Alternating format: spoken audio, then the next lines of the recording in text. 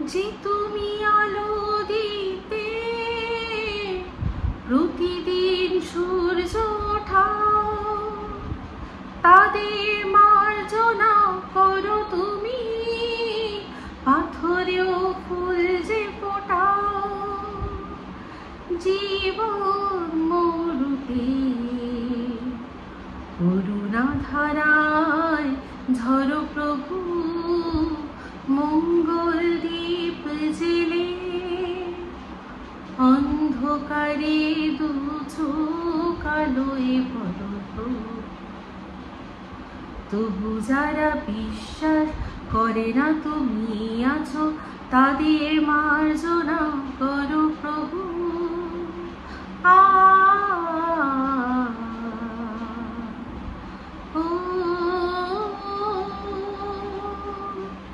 Welcome to talk ঝাল মিষ্টি with Ipsita. আমি ইপসিতা, এখানে নোগালাগালি নস্তি অনুমস্তি। তো আজকের ভিডিওর শুরুতে ইন্ট্রোডাকশানে এই যে গানটা গাইলাম, এই গানটা সবার জন্য গাইলাম, কারণ একার জন্য না, সবার জন্য।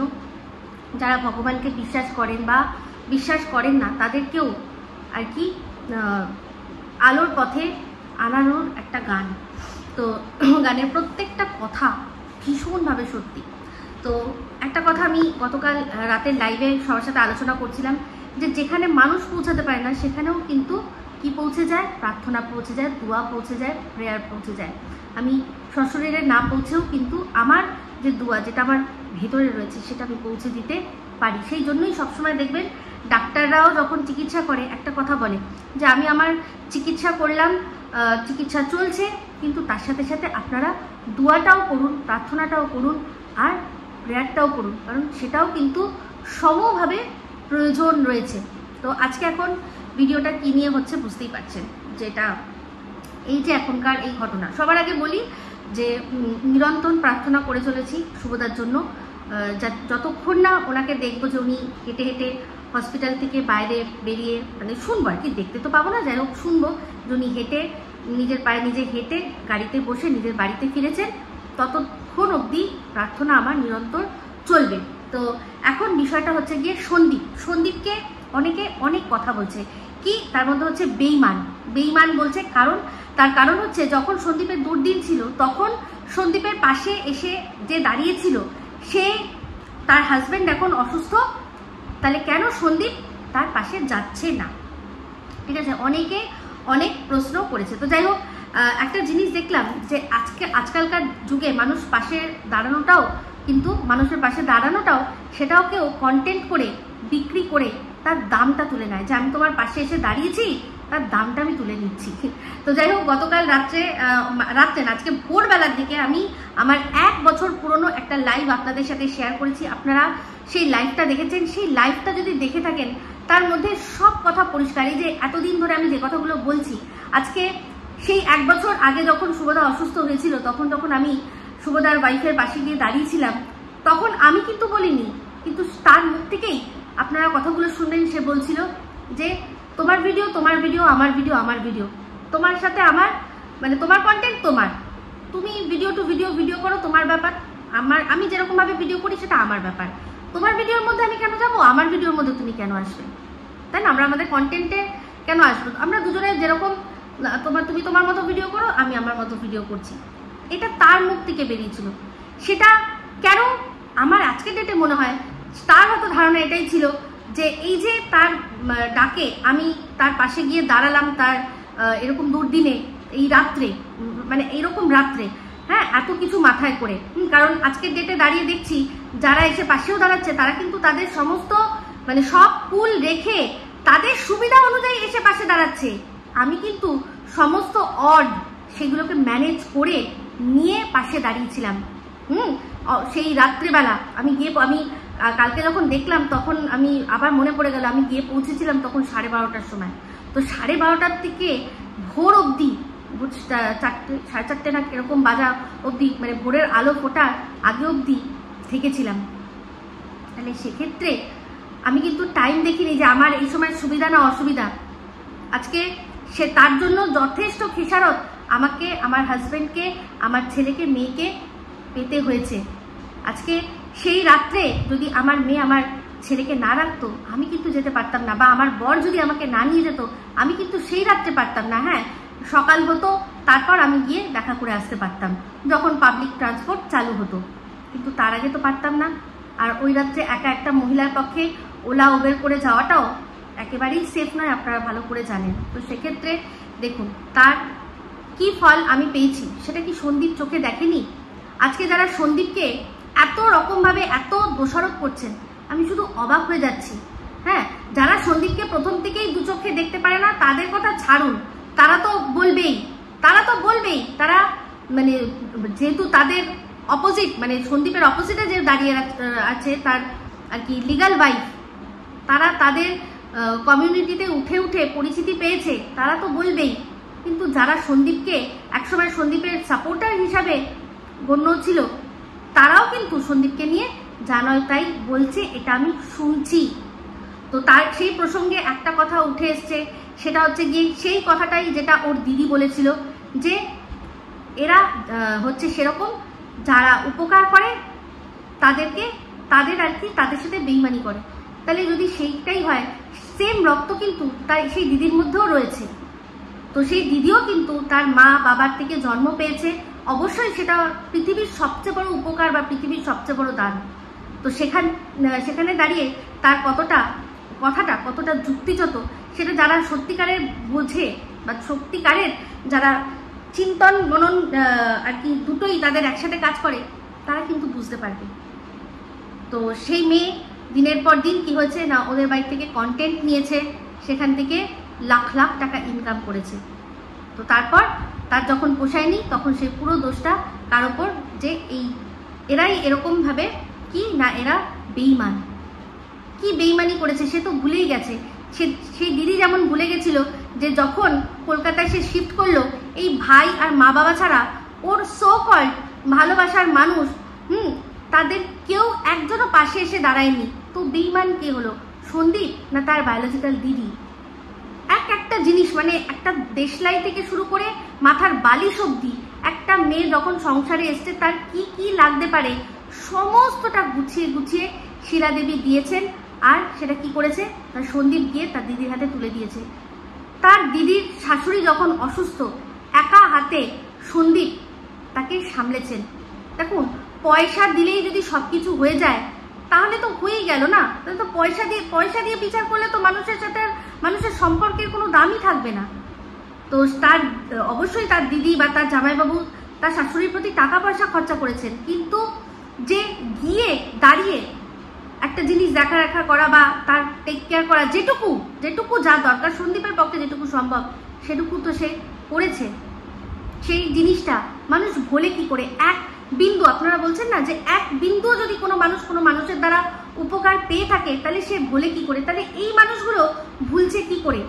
এই যে সো কল্ড পাতানো দিদি, সে কি করে ভুলে যাচ্ছে যে তার যখন শাশুড়ি মা মারা গেল, যখন তার অন্ত্যেষ্টি ক্রিয়া, যেটা কিনা এক অনুকূল ঠাকুরের আশ্রমে কৃষ্ণনগরে হচ্ছিল, তার বর সে সময়ও অসুস্থ, সেই বরকে নিয়ে সে চলে গেল কোথায় না, সে চলে গেল হসপিটালে। সন্দীপ একা হাতে সবটা সামলালো। কেন? কিসের জন্য? সন্দীপের দুর্দিনের পাশে এসে দাঁড়িয়েছিল। সন্দীপ কি তার কোনো মূল্য দেয়নি? অনেক বড় বড় মূল্য দিয়েছে, অনেক বড় বড় মূল্য দিয়েছে। আজকে ওদের বংশের প্রথা যে কোনোদিনও এই বংশে আমাদের ফোঁটা বা রাখি এই জিনিসগুলো হবে না, এগুলো হবে না, কিন্তু তাও সেই দিদিকে সম্মান জানাতে গিয়ে সে কি করেছে? এই প্রথাটা ভেঙেছে, ভুল করেছে, অন্যায় করেছে। কারণ যে কোনো বংশে যখন কোনো প্রথা থাকে, সেই প্রথাটা কোনো কারণেই থাকে। তো যখন বড়রা বারণ করে বা কোনো সেটাকে নিয়মের খাতায় ফেলে দিয়ে প্রথাতে পরিণত করে, তার পেছনে নিশ্চয়ই গাঢ় কোনো রহস্য থাকে।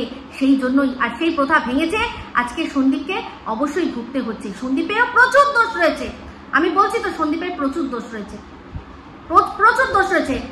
দিদি পাঠিয়েছে এখানে প্রত্যেক কটা যে কন্ট্রোভার্সি ক্রিয়েটার, তাদের সাথে পিকনিক করিয়ে তাদেরকে নুন খাইয়ে কি ভাবলো যে সারা জীবন সন্দীপের গুণই গাইবে? এগুলো তো করেছে না, হয়েছে। একজন পাশে এসে দাঁড়িয়েছে, তার কাজ এটাই ছিল যে ওরা নাটক করছে না সত্যি বলছে, এইটুকুই জানানোর দরকার ছিল। সে জানিয়ে দিয়েছে না এটা নাটক নয়, এটা সত্যি হয়েছে। প্রথম দিনেই তার কাজ শেষ হয়ে গেছে, তার কাজ শেষ হয়ে গেছে, ব্যাস যথেষ্ট। তাহলে সেখানে তার সাথে দিদি মানে তার সাথে আবার কথা বলার দরকার কোনো ছিল না, কিন্তু চলো ও বলেছে। তো দিদি ভাই পাতিয়েছে, সন্দীপ দিদি পাতায়নি, এটা কিন্তু আমরা সবাই জানি। যে দিদি আছে সেই বলেছে যে আমার ভাই, ভাইয়ের থেকেও বেশি সে হচ্ছে গিয়ে ছেলে, তাই না? ভাইয়ের থেকেও তার থেকেও মানে আরো ওপরে গিয়ে, হয়তো যেহেতু আমার সাথে বয়সের এমন কোনো ডিফারেন্স নেই তাই জন্য আমি ওকে ছেলে বলে ডাকতে পারছি না, নাহলে বেটা বেটা বলেই ডাকতাম, কিন্তু ও অ্যাকচুয়ালি আমার ভাই। তো সন্দীপ আজকে বলেছে না যে আমার কষ্ট মানে আমাকে, আমার কতটা উপকার হয়েছে তোমরা দেখেছো, আমার কতটা অপকার হয়েছে তোমরা দেখতে পাওনি, আমার কতটা কষ্ট হয়েছে তোমরা দেখতে পাওনি। তো জাস্ট বিকজ একটা মানুষ তার সাথে কি কি হয়েছে সে বলতে পারছে না, তার মানেই সামনের জন যে আছে তার কোনো দোষ নেই। এটা যারা ভাবছেন তাদের আবারও একবার চিন্তা করতে আমি শুধু বলবো। এরকম প্রচুর জিনিস আছে যেটা কিনা সন্দীপ করেছে। কেন এর আগে যখন অসুস্থ হয়েছে সন্দীপ গিয়ে দাঁড়ায়নি? নিশ্চয়ই দাঁড়িয়েছে। কিন্তু এই যে আমাদের মাইথোলজি বা পুরাণ, সেই পুরাণেও কিন্তু ব্রহ্মা বিষ্ণু মহেশ্বর তিনজন দেবতা আছে, তাই তো? তাহলে ব্রহ্মার যদি সৃষ্টি করার ক্ষমতা থাকে, তার ধ্বংস করার ক্ষমতা নেই, তার সৃজন করার ক্ষমতা নেই, তাহলে কেনই বা বিষ্ণুকে লাগবে, কেনই বা মহাদেবকে লাগবে? কারণ এই যে আপনারা বারবার বলছেন না যে তোমাকে তুলে দিল বা যে তোমাকে আর কি দুর্দিন আর কি নবজন্ম বলছো, আপনাদের অনেকের আছে নবজন্ম, তো যারা যে জন্ম দেয় তার কিন্তু সংহার করার বা তার শেষ করার কিন্তু অধিকার থাকে না। এই যে আজকের ডেটে যেসব ছেলে মেয়ে মানে তাদের মা বা বাবার দ্বারা আর কি শেষ হয়ে যাচ্ছে, আমরা তাদেরকে কেন এতটা বেশি আর কি মানে ভৎসনা করছি, এতটা বেশি ধিক্কার দিচ্ছি? কারণ সে জন্ম দিয়েছে, সে কি করে প্রাণ কেড়ে নেয়? তো তেমনি বলছি, যেরকম ও সেই সময় দুর্দিনে গেছিল, যদি আপনাদের বক্তব্য অনুযায়ী যে ওর জন্যই নবজীবন পেয়েছে, তাহলে তার উচিত ছিল না ওকে ধ্বংস করে দেওয়ার। আজকে যে কাজটা ওর নিজের বায়োলজিক্যাল দিদি করেছে, সেম কাজটা ওর পাতানো দিদি করেছে। Same same same to same. দুজনকে দাড়ি পাল্লায় মাপলে এক হয়ে যাবে, একদম এক হয়ে যাবে। আর এই বায়োলজিক্যাল দিদির কথা আপনারা শুধু এটাই মনে রেখেছেন সন্দীপরা বেঈমান, আর বায়োলজিক্যাল দিদি যে এটা বলেছিল যে যাকে বাড়িতে তুই ঢুকিয়েছিস সে যখন তুই তাকে বার করবি তখন সে তোর কি হাল করবে দেখে নিস। এই কথাটাও তো অক্ষরে অক্ষরে মানে একেবারে পরিষ্কার মিলে গেছে। আজকে সন্দীপের দিদি সে যেমন তাকে এই দুনিয়াটা দেখিয়েছে, এই একটা নতুন কাজের রাস্তা খুলে দিয়েছে, তেমনি সে কিন্তু তার কাজের রাস্তা কেড়েও নিয়েছে, ব্যাস আর কিছু না। তারপরে যা করেছে সেটা সম্পূর্ণ সন্দীপ তার ওয়াইফ দুজনে মিলে তারা দুজনে করেছে। এবার তার ওয়াইফের বিষয়টা আপনারা ভালোই বুঝতে পারছেন, যবে থেকে সন্দীপের থেকে আলাদা হয়েছে, তার ব্লগ তার ঘরে থাকলে সে কতটা কি করতে পারে, আর সন্দীপ কতটা কি ভিডিও দিতে পারে, কতটা কি করতে পারে আপনারা দুজনেই দেখতে পাচ্ছেন। যে মানুষটা কিনা ক্যামেরার সামনে আসতো না, লজ্জা লজ্জা চোখ নিচু করে থাকতো, আজকে সে একটা চ্যানেলের ফেস হয়ে সেই চ্যানেলটাকে নিজের যেরকম আর কি ইনপুট দেওয়ার সেভাবে করছে। তো দেখছে না দেখছে সেটা পরের কথা, সে তার কাজ তো ছাড়ছে না, সে তো করে যাচ্ছে।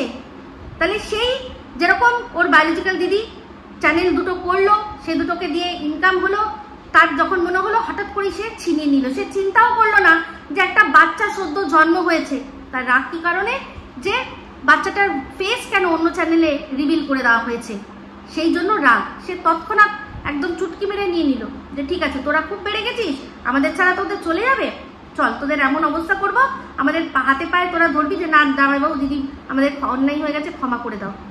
সেই জন্য চ্যানেল দুটো জাস্ট বন্ধ করে দিল। কিন্তু সেরকম তো কিছু হলো না। কেন হবে, কেন হবে? আমরা সবাই তখন বুঝলাম যে আসল বিষয়টা কি। তো তারপর থেকে যা হয়েছে এদের দুজনের বিষয়। তারপর যখন এই ওর লাইফ পার্টনার নিজের রাস্তা আলাদা করে নিল, এরকম প্রচুর মানুষেরই করে, তাতে সন্দীপের কি দোষ আছে? প্রত্যেকটা মানুষ এই পরকীয়ার যে ঘটনা, এই পরকীয়ার যে ভিত, সেটাই হচ্ছে হিপোক্রেসির উপরে রাখা। প্রত্যেকটা বউ যখনই পরকীয়া করে ধরা পড়ে তারা প্রত্যেকেই একটা কথা বলে যে আমি অত্যাচারিত ছিলাম, আমি ওখানে অত্যাচারিত ছিলাম, আমি ভালোবাসা পেতাম না, আমি মানে টেক কেয়ার পেতাম না, আমার বর রোম্যান্টিক না, আমার বর বিছানায় ঠিক নয়, সুস্থ নয়, এই কথা এইরকম ভাবে তারা বলে। তাহলে প্রথমেই যখন তাই নয় সেখান থেকে বেরিয়ে আসো, এসে তারপর অন্যের সাথে সম্পর্ক করো, কিন্তু করে না, পরকীয়ার ব্যাপারটাই এই হিপোক্রেসি। ধরা পড়লেই তখন বর খারাপ, শ্বশুর খারাপ, শাশুড়ি খারাপ, পুরো আমার গোষ্ঠী মানে শ্বশুরবাড়ির গোষ্ঠীর সবাই খারাপ, শুধু আমি ভালো। তাই জন্যই আমি একটা পরপুরুষের হাত আমার বরের সাথে থাকা অবস্থায় ধরেছি, আর সেটাকেই ধরে রেখেছিলাম। যতদিন না আমি ধরা পড়েছি ততদিন তোমরা আমাকে বউ হিসাবেই রেখেছো, এই হচ্ছে আসল। তাই টিন যে অত্যাচারিত, অবহেলিত, এটা সম্পূর্ণ মিথ্যা। যাদের মাথায় বুদ্ধি আছে তারা সবাই জানেন। তো ওর নিজের জীবনটাকে অন্যরকম কাটানো, এটা অপরাধের কথা বলছি না, কিন্তু সেটার একটা প্রসেস থাকে, তাকে ডিভোর্স বলি আমরা। হতেই পারে যে সুখী না, বুঝতে পারিনি, ঠিক আছে চলো হয়ে গেছে, একটাই জীবন, আমি আমার মতো করে বাঁচবো, কিন্তু তার জন্য সবাইকে মেরে দিয়ে, তাকে সবাইকে শেষ করে দিয়ে, হ্যাঁ জানে হয়তো মারেনি, কিন্তু সন্দীপদের সবার মানে কি বলবো সম্মান সমস্ত কিছু কেড়ে নিয়েছে। তো সন্দীপেরও আমি বলেছি দোষ, কিন্তু আমি সন্দীপকে মানে মুখে বলি না বলি, কিন্তু জানি অবশ্যই যখনই দরকার পড়ে তখনই আমি কিন্তু সন্দীপকে বলি।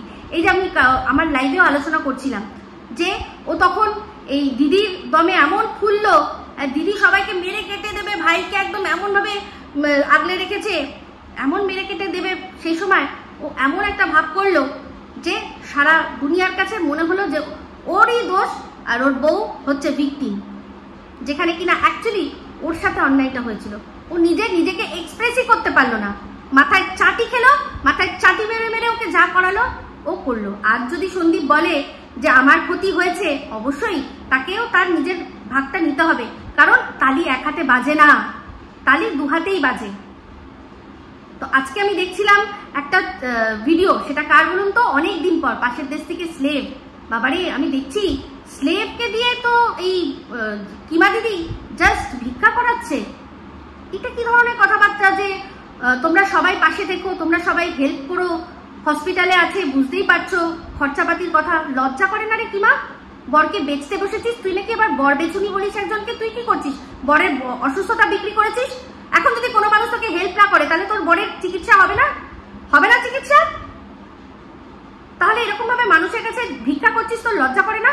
বরটা একটা ইনকামের রাস্তা হয়ে গেছে। এর আগেও বরের অসুস্থতা নিয়ে মানে রীতিমতো সেগুলো নিয়ে মানুষের কাছ থেকে সাহায্য নিয়েছিস, লজ্জা করে না তোর? একটা অসুস্থ মানুষ যে কিনা একটা ফুসফুসের রোগী, তাকে তুই কি করে এই কোভিড পিরিয়ডের মধ্যে পাঠাস একটা বাজার করতে? লজ্জা করে না? দর্শকের কাছে টাকা খিচবি, সেই জন্য মানে ওষুধ কেনা হবে আর না হয় বাজার করা হবে, এমনই টাকা আছে তোর, বলতে লজ্জা করে না? নির্লজ্জ বেহায়া মেয়ে ছেলে কোথাকার একটা। বর বেচুনি তুইও কম না, তুই বরের রোগ বেচুনি, তোর বরের রোগটা তোর একটা ইনকামের রাস্তা হয়ে গেছে। ছি ছি ছি ছি ছি, একটা অসুস্থ মানুষ, তাকে দিয়ে যেভাবে যে পাচ্ছে যেরকম ভাবে পাচ্ছে ইনকাম করে নিচ্ছে, লজ্জাও লাগে না? সন্দীপ অনেক করেছে। আজকে বলুন তো, এই যে আমার সাথে যে কথাগুলো, আমার লাইভে গিয়ে আপনারা শুনবেন যে কথাগুলো বললো, ও তখন কেন এই কথাটা বলে রাখলো? যে ওর হয়তো মনে হয়েছে যে পরবর্তীকালে মানে আমি ওর পাশে দাঁড়িয়েছি মানেই আমার সব কথা ওকে মেনে নিতে হবে, সেই জন্যই বললো ওর কন্টেন্ট ওর মতো, আমার কন্টেন্ট আমার মতো। আমি কিন্তু বলিনি দেখুন, কিন্তু আমি কথাটা একদম ঠিক, কারণ আমি তো এটাই জানি ওর কন্টেন্ট তো, ও তো কল রেকর্ডিং ছাড়বে, ও ভেতরকার কথা বলবে, আমি তো ভিডিও দেখে ভিডিও করব। তাই ওর সাথে আমার তুলনা কখনোই না চলবে মানে কখনো আগেও হয়েছে না পরেও হওয়া উচিত। তাহলে সেক্ষেত্রে ওকে আমি কি প্রশ্ন করেছিলাম যে কে ঠিক বলছে, ওই পাশের দেশ থেকে স্লেভ ঠিক বলছে যে সিক্রেট রুম সন্দীপের বাড়িতে আছে, না এই দিদি ঠিক বলছে? এই তো প্রশ্ন করেছিলাম। বলতেই পারতো যে না ওই স্লেভ ভুল বলছে। পরবর্তীকালে তো দেখা গেল যে ও ভুল বলেছে, মিথ্যা বলেছে, তাই না? না, তখন বললে হবে কি করে? তাহলে সন্দীপকে শেষ করতে হবে না? বলে দিয়েছে যেটা, যে আমি ওখানে বলে দিয়ে এসছি, একটা ওর ছেলে বিপদে যাচ্ছে, সেটা দেখে ও কখনো বলতে পারবে যে বিপদে যাচ্ছে মানে ও শেষ হয়ে যাবে? কখনো বলতে পারবে? মুখে কোনো মায়ের এই কথাটা আসবে? তাহলে মা যদি মাই মনে করে ও সন্দীপকে নিজের ছেলে মনে করে, তাহলে এই কথাটা কি করে বললো যে সন্দীপ শেষ? হ্যাঁ, কি করে বললো এই কথাটা? আর শুধু বললো না, করে দেখালো, সবাই মিলে করে দেখালো।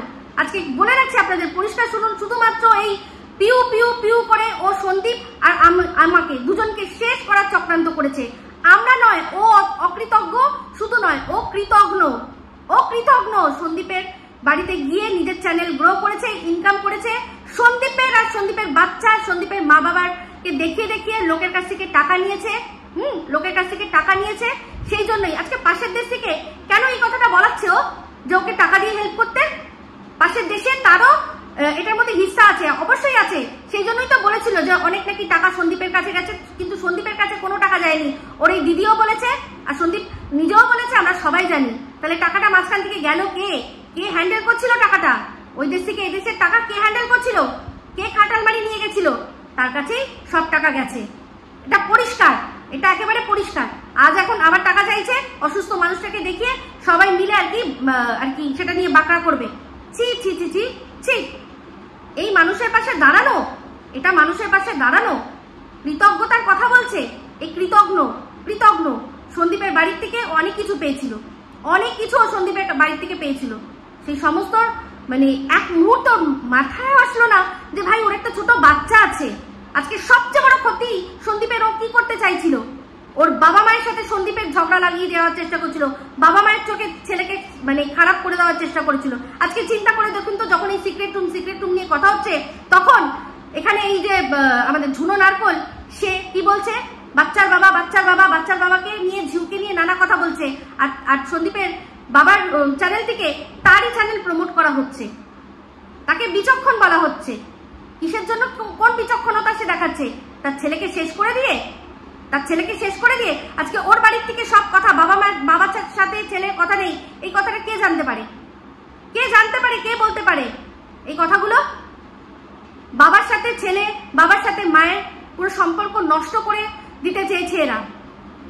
সন্দীপের বাবার সাথে কথা বলে কি বলে না, বা সন্দীপের বাবা সন্দীপের সাথে কথা বলে কি বলে না, সেটা তো একমাত্র ওরা জানে। তাহলে ওরা কি করে বলতে পারছে? পাশের দেশ থেকে শুনছি। আর শুধু তাই নয়, এই যে কিমা দিদিও বলছে ওর বাবা খুব স্ট্রেট ফরওয়ার্ড, ওর বাবা যা বলে ঠিক বলে, বলে দেয়, মুখের ওপর বলে দেয়। শুধুমাত্র এই ঝিউ উড়োছাই করে আমার আর সন্দীপের জীবনটাকে, মানে এই ওয়াইটির পুরো কেরিয়ার শেষ করতে আর কি উদ্যত ছিল। আর তার মাঝখানে আরেকজন, সে হচ্ছে গিয়ে ম্যাডাম। এই তিনজন, আমাদের এই তিনজনকে ও শেষ করার টার্গেট নিয়েছিল। পারলো কি? খুব আমাকে আমার ভিউজ নিয়ে খোটা দিত না? ওর ভিউজ ও দেখেছে যখন মানে এমনি ভিডিও করছিল, এই কান্নাকাটি না বরের মানে রোগ বেছুনি যখন হয়নি, তখন ওর কি ভিডিও হচ্ছিল? সেটা হচ্ছিল, তাই জন্যই হঠাৎ করে বরকে বেচতে বসলো। বর ওষুধ খায় না, ও খবর রাখে না, ওর খবর রাখে না। আর সবচেয়ে বড় কথা, একটা কথা বলো, যারা বলছেন যে ওর পাশে গিয়ে দাঁড়াতে সন্দীপকে, কোন মুখে সন্দীপের দাঁড়ানো উচিত বলুন তো? যে কিনা এখন পরিষ্কার স্বীকার করে নিয়েছে তার কাজলদানির কথা। তাহলে যদি সন্দীপ ওর পাশে গিয়ে দাঁড়ায় এরপর কোনোদিনও, তাহলে বলবো সন্দীপের থেকে দোগলা তো আর দুনিয়ায় কেউ একটা হবে না। কারণ যে তার বউয়ের, তাহলে এই জিনিসটাও মেনে নেওয়া উচিত ছিল। ওর বউ যে ওর থাকার সত্ত্বেও অন্য আরেকজনের সাথে সম্পর্ক করেছিল, তাহলে তো সন্দীপের আগে তার বউকে মেনে নেওয়া উচিত, যদি এই দিদিকে মেনে নেয়। ও দেখি না পরকিয়া করছে, সমস্ত কিছু বলছে, আমাকে পরিষ্কার বললো বান্ধবীর বাড়িতে ও নিয়ে যায়, বয়ফ্রেন্ড নিয়ে যায়। তাহলে এগুলো আপনাদের মাথায় আসে না? এই কথাগুলো, এই জিনিসগুলো মাথায় আসে না আপনাদের? সন্দীপ শুধুমাত্র বলছে না, চুপ আছে বলেই যেভাবে খুশি আর কি চলেছেন, আর কি ওকে নিয়ে যা খুশি বলে যাচ্ছেন। আর একজনের কথা শুনলাম, বাপরে বাপ, আমাদের রুনাদি তো প্রেগনেন্ট, জানেন কি আপনারা? সত্যি বলছি। কিভাবে বলুন তো? বলছি শুনুন। বলছে যে এই কিমার ছেলে মেয়ে দুজনের কথা বলছে ওরা তো সেরকম কোনো বড়ই হয়নি না, একদম বড় হয়নি। ছেলে খাট নাচাতে শুরু করে দিয়েছে, আর তার ছেলে এখনো বড় হয়নি, তাই না? তাহলে তো তুমি এখন প্রেগনেন্ট, তোমার ছেলে তো তাহলে এখনো জন্মই হয়নি, তাই না? এখনো মাতৃগর্ভেই সে রয়েছে। সেই জন্যই তুমি মানে এই যে দাল্লি কিমা দাল্লি করে বলে গেছো না, তাই জন্য এই যে যাকে তুমি বাচ্চার বাবা বা বেচু যাই বলো, সে যে কি করেছে এই দিদির জন্য, সেগুলো চোখে পড়েনি। কে করবে ভাই আজকের ডেটে দাঁড়িয়ে? ওর শাশুড়ির কাজ হচ্ছে সেখানে কি না, সন্দীপ দাঁড়িয়ে সমস্ত কিছু করেছে, কেন করেছে? আর আজকের ডেটেই বা কেন করছে না? কারণ সবচেয়ে বড় লাথি হচ্ছে মানুষের পেটে লাথি। যে গালে একটা চড় মেরে দেয় না, তাকে ক্ষমা করা যায়, কিন্তু যে পেটে লাথি মারতে চায় তাকে ক্ষমা করা যায় না। কারণ পেট শুধু তার একার নয়, তার বাবার, মার আর বাচ্চার ভবিষ্যৎ সমস্তটাকে নিয়ে ছিনিমিনি খেলেছে এই একটা মেয়ে এই জিমি করে এই ঝিউ করে উড়োছাই করে, মানে পিউর কথা বলছি। এই পিউর জন্য আমাদের এই 3 জনকে ওর শেষ করতে উদ্যত, কারণ একটাই বক্তব্য যে আমি যখন বলেছি পিউর সাথে সম্পর্ক থাকবে না তো না, কিন্তু এই পিউকে ওর কথা অনুযায়ী, ওর কথার ভাজে অনুযায়ী কিন্তু আমরা বুঝি যে খাল কেটে কুমির ও ঢুকিয়েছিল। তার মানে ও এই যে কন্ট্রোল বাটনটা হাতে রাখতে চেয়েছিল, কিন্তু এই যে ঢুকিয়েছিল ওর ধারণা এটা যে কন্ট্রোল বাটন হয়তো পিউর কাছে। কিন্তু আজকের ডেটে পিউ কোথায়? পিউ আছে কোথায়? ও না ভিডিও দেয় না কিছু করে। তাহলে আমি তখনই বলেছিলাম আপনাদের যে দেখুন, যদি সত্যি ওর সন্দীপের সঙ্গে সেই রকম সম্পর্ক থাকতো তাহলে কিন্তু ওকে নিয়ে এত কথা হচ্ছে, সন্দীপই ওকে বারণ করতো যে তুমি ভিডিও দেবে না, আর ভিডিও দিত না। কিন্তু যেহেতু ওরা শুধুমাত্র বন্ধু, সন্দীপেরও মুখ নেই ওকে বলার, যে কি করে বলবে, কেন বলবে যে তুমি আমার জন্য, আমাকে নিয়ে তোমাকে নিয়ে কথা হচ্ছে তাই জন্য তুমি ভিডিও দিও না। ওর নতুন চ্যানেল খুলেছে, ও শিখেছে এই সন্দীপের কাছে সমস্ত চ্যানেলের ব্যাপার, তো অবশ্যই শিখেছে যখন সেটা কাজে লাগাবেই তার জন্যই। তা নিশ্চয়ই সন্দীপ যখন বসে বলেছিল যে পৃথিবীর যে কটা কন্ট্রোভার্সি ক্রিয়েটার আছে তারা আমাকে যাই বলুক কোনো ব্যাপার না, কিন্তু তুমি তো আমায় জানো দিদি, তুমি তো জানো আমার কথা, নাম ধরে দিদি বলে বলেছিল যে দিদি তুমি কেন এই রকম কথা বলছো, তুমি কেন আমায় বুঝছো না? বুঝতে চেষ্টা করেছিল সন্দীপকে? না, ও বুঝবে না। তো যাই হোক, আরেকটা কথা স্লেবের মুখে শুনলাম যে অবশ্যই শুভদার মতো মানুষ আমাদের দরকার। আমাদের লাইভেও আলোচনা হয়েছে, হ্যাঁ একদম ঠিক কথা, একেবারে ঠিক কথা। কারণ শুভদার মতো সাহসী মানুষরাই এরকম জায়গা থেকে একজনকে তুলে আনতে পারে। কিন্তু অ্যাকচুয়ালি কি ও ভীষণ ভালো বিনোদন দিতে পারে, তো ওর অ্যাকচুয়ালি বিনোদন, ওর এন্টারটেনমেন্ট, বিনোদনের জন্যই আর কি ওকে ভগবান যেখানে পাঠিয়েছিল ঠিক জায়গাতেই ছিল। কারণ ওকে যে তুলে নিয়ে আসলো তারও কিন্তু মান সম্মান ও রাখতে পারলো না। তো পরিষ্কার, তার চেয়ে যদি মানে সত্যি বলছি, যেরকম ওই ওদের বাড়িতে পোষ্যটাকে তুলে নিয়ে আসছে না, ওরকম একজনকে যদি নিয়ে আসতো না শুভদা, সে তার সম্মান রাখতো। এ মাটিতে মিশিয়েছে, তো এর প্রতি কোনো রকম কোনো বিন্দু মাত্র কোনো রকম কোনো 1% আমার কোনো সহানুভূতি নেই। ওর মুখটা দেখলে আমার ঘৃণা লাগে, ও বরের অসুস্থতাকে শুধু মানে বিক্রি করার জন্য একটা তুরুপের তাস রেখে দিয়েছে, তার কাছ থেকে শুধুমাত্র টাকা ইনকাম করছে, লজ্জা করে না। শুভদা আমাদের সবার প্রার্থনায় সুস্থ হয়ে যাবে, কিন্তু এর কর্মের ফল আমরা দেখি এত ভয়ঙ্কর হবে যে ভাবা যায় না। সন্দীপ দেখেনি ও কিভাবে আমার মেয়ে, আমার ছেলে, আমার বর তাদের মাটিতে নামিয়েছে? একদিনের জন্য একটুখানি যদি আমি করেছি সেটাও জীবনে ভুলবে না। কি করে ভুলে গেল? তাহলে কি করে যাবে? সন্দীপ করে দিয়েছে, অনেক করে দিয়েছে। সেক্ষেত্রে আজকে সন্দীপের চ্যানেলটাকে পুরো খেয়ে নিয়েছে একটা রাক্ষসী, পুতনা রাক্ষসীর মতো একটা পুরো গিলে খেয়ে নিয়েছে। যে বাচ্চাটা পিসি করে যার মুখ থাকতো না, সেই বাচ্চাটাকেও একটুও মার্সি করেনি, তার প্রতি ওর একটু দয়া মায়া আসেনি যে ওর বাবার চ্যানেল যদি যায় তাহলে বাচ্চাটার উপরেও তো এফেক্ট হবে। হ্যাঁ, পুতনা কোথাকার একটা। তো যাই হোক বন্ধুরা, এই বলেই ভিডিওটা এখন আপাতত এন্ড করছি। অবশ্যই ভালো লাগলে লাইক, শেয়ার, কমেন্ট করতে ভুলবেন না। যারা চ্যানেলটা সাবস্ক্রাইব করেননি তারা সাবস্ক্রাইব করে নেবেন। সবাই ভালো থাকবেন, সুস্থ থাকবেন। আবার আসছি খুব শীঘ্র নতুন ভিডিও নিয়ে। Me Ipsita signing off. Love you all.